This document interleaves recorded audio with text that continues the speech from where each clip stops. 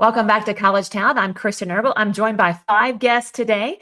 Keal Blache, with Vice President of Global Partnerships and Strategy with Vivenu. Also with Vivenu, Darby Roggow, Director of Collegiate Partnerships. And we have 3 partner guests. Jake Sutter, Associate Athletic Director for Revenue Generation at SIUE. David Moore, General Manager of Ticket Sales and Operations at Samford.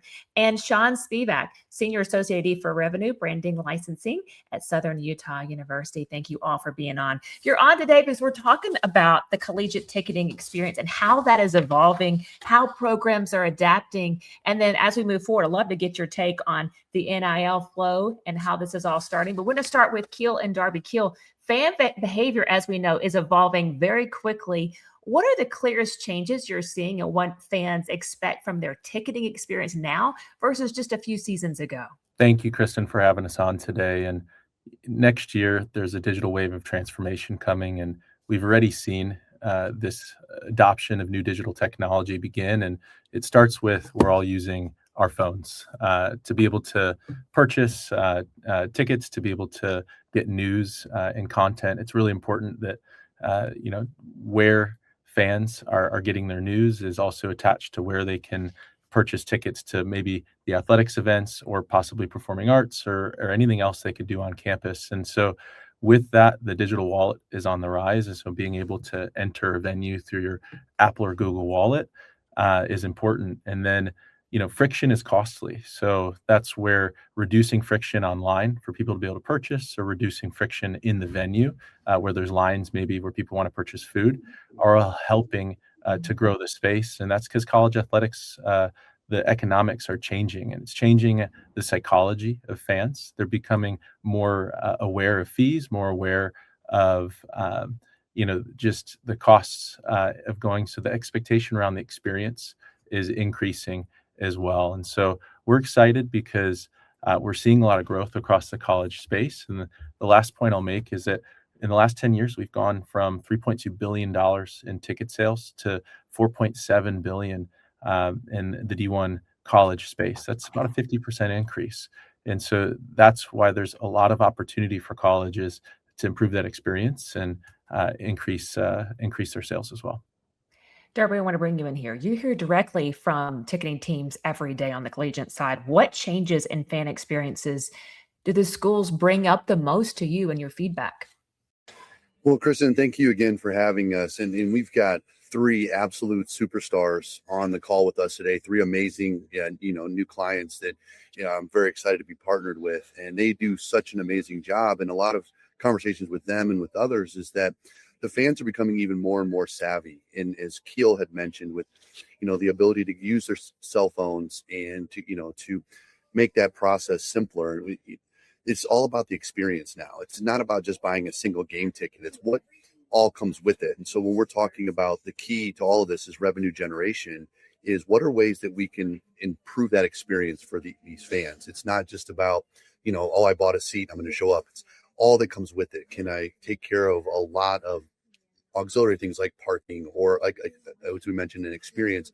Because all 3 of these guys are tasked with the same job, and that is revenue generation. We are in a new business model in college athletics, unlike we've seen in a long time. And so I know that that's something that these guys are tasked with every day. And we want to give them the tools to be able to do their jobs at the highest level.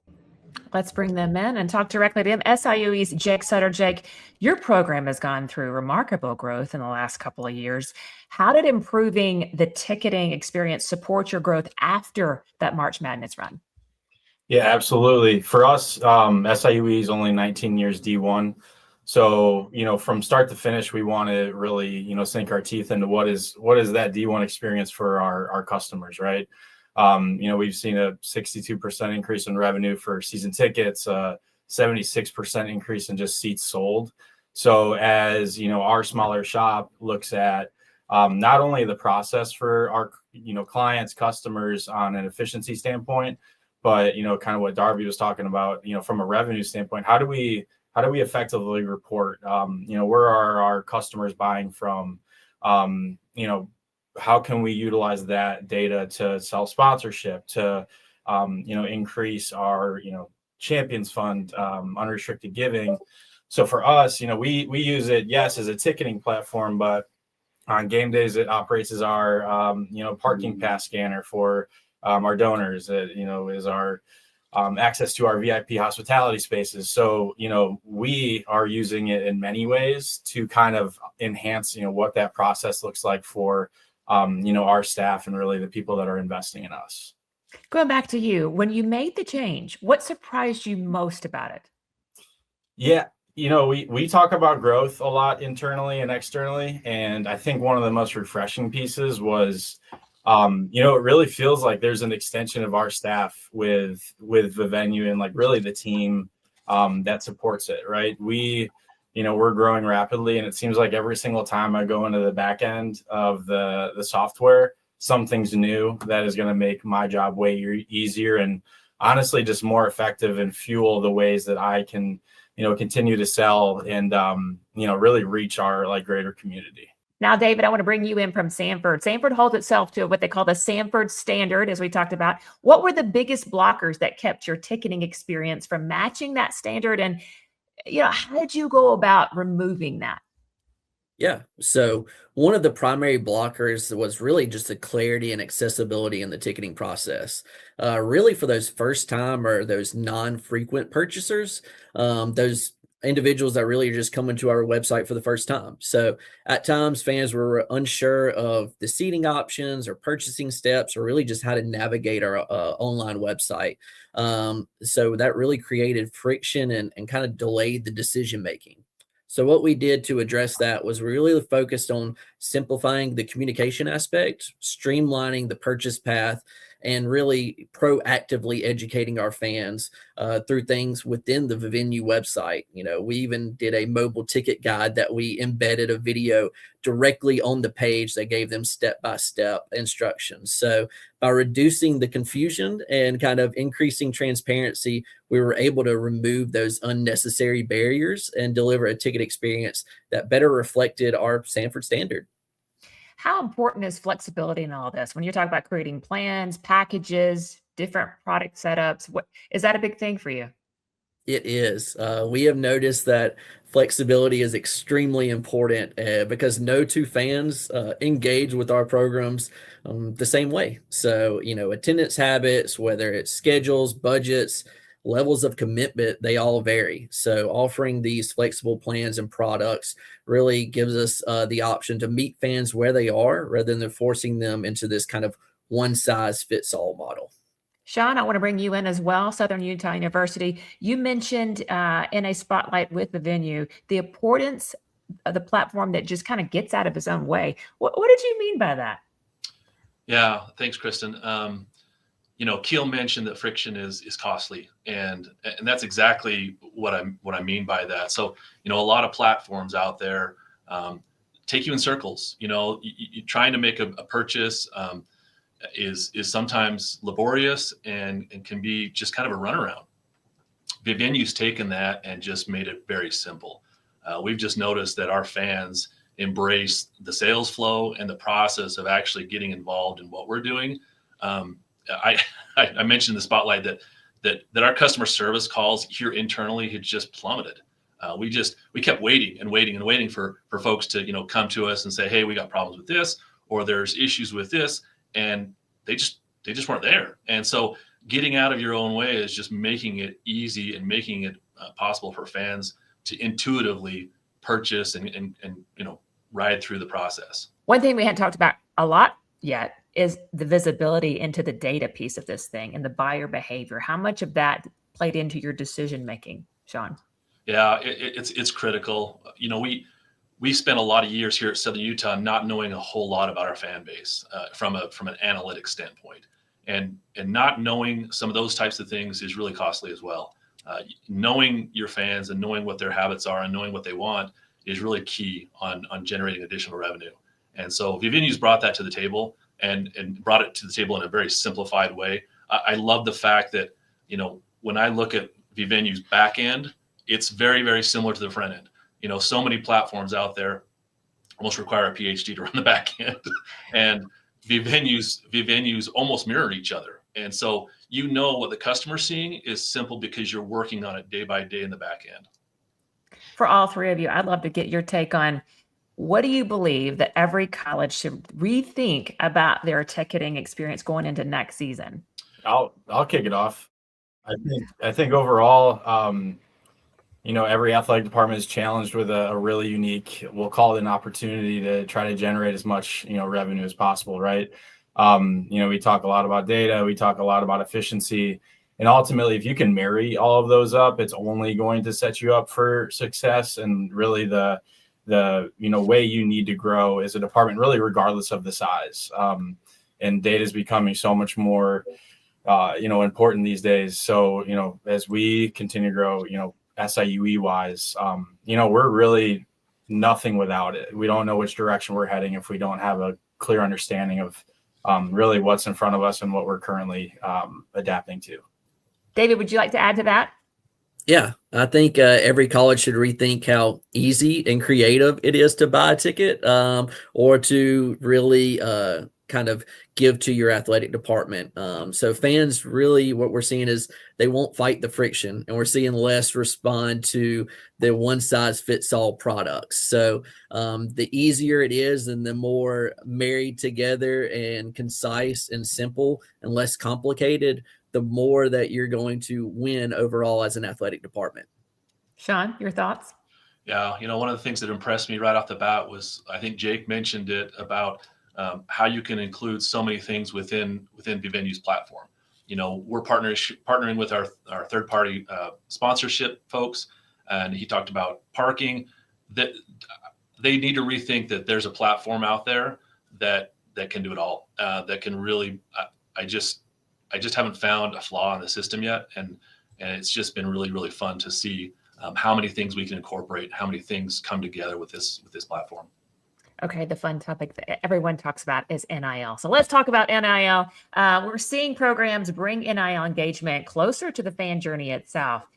Sometimes even inside that ticketing flow. I would love to get your thoughts on this development. Well, for me, it's product offerings.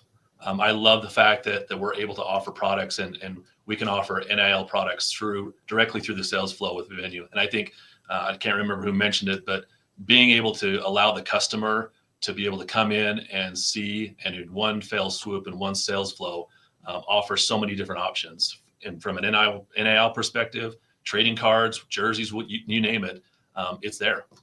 And I'll actually piggyback off of that. I think products has been a huge portion of that for us. Being able to marry in those in the purchase process, when we're offering tickets and when they get to that decision making and checkout, being able to just add on, whether it's a t-shirt, cards, like was mentioned, banners, anything like that, or even just the option to give. There's options that can kind of let you pay what you want within the venue. And we've seen individuals take advantage of that. So that's just incremental growth that we weren't seeing previously. Jay, could you add to that? What opportunities are you seeing in that space? Yeah, and I think the NIL topic in general is unique in its own way. But even just like these comments, I know that after this call, I'm going to go to my ticketing guy and be like, all right, man, we got to figure out more of these products that we can offer. But really just our mindset behind it is, how can we continue to generate external revenue to ultimately become more strategic, to be able to, remain competitive in the space. And again, all the comments that we've talked about, efficiency, data, all of it's really fueling and becoming a really good catalyst for us to continue to, generate those dollars that, currently don't quote unquote exist. That's directly supporting the NIL.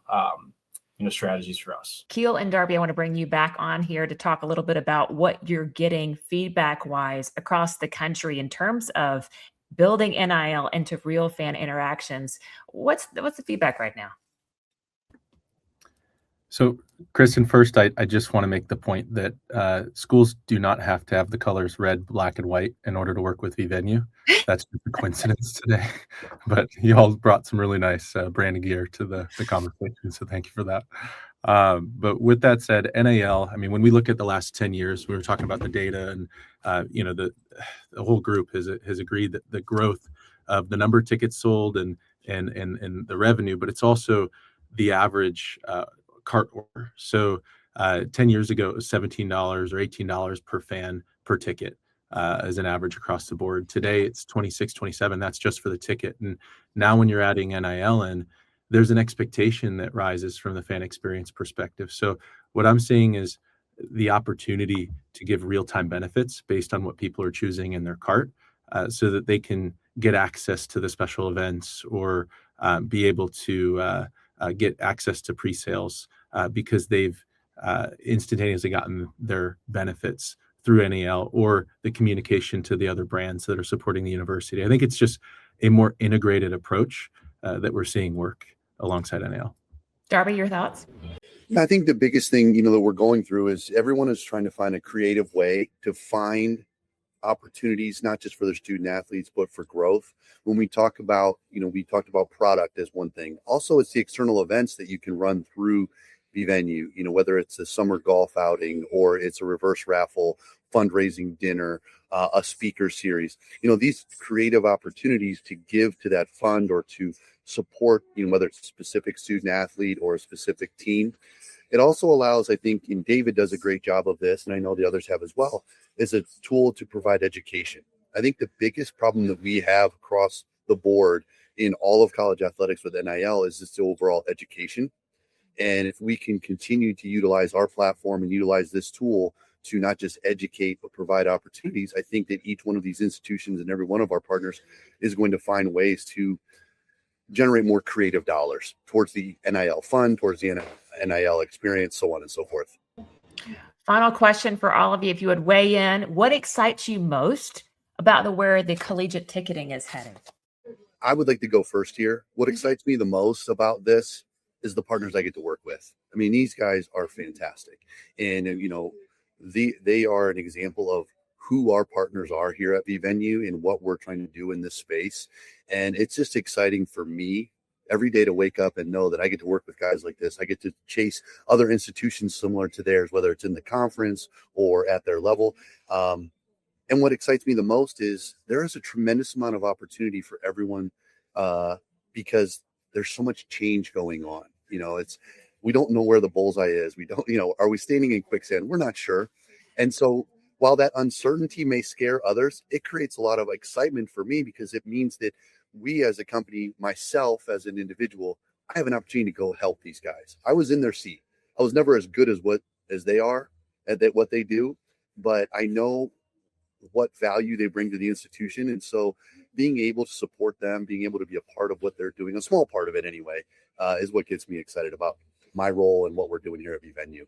Darby, I just want to echo what you said. And, we both worked in the space, and I think it's just amazing that the team here and people within the industry have the opportunity to do the things that we used to talk about and what we love and would have, loved to be able to do, but just didn't have the technology to do it. And so I think it's really exciting because people in seat today get to go act on it with the new tools that are now available.